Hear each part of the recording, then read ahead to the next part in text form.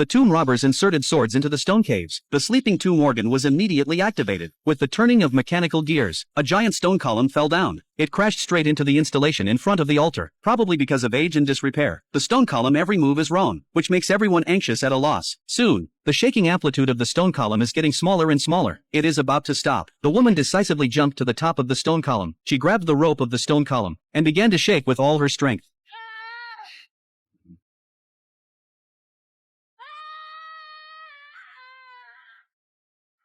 With her help, the pillar finally managed to pierce the water tank. In an instant, a large amount of unknown liquid gushed out, and then the entire installation suddenly burst into a dazzling light, lighting up the entire underground palace. And before the crowd could react, the strong light was concentrated into a beam toward the central altar, and finally toward the dome.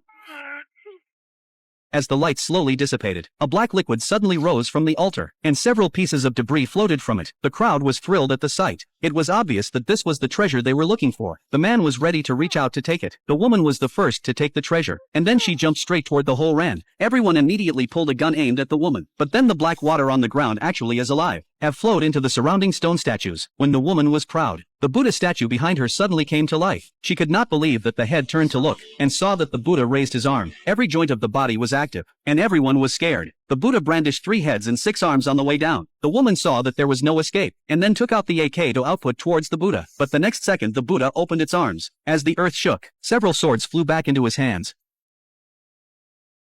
And then the Buddha turned its neck, suddenly changed into a more ferocious face, and then it raised the sword to strike the woman.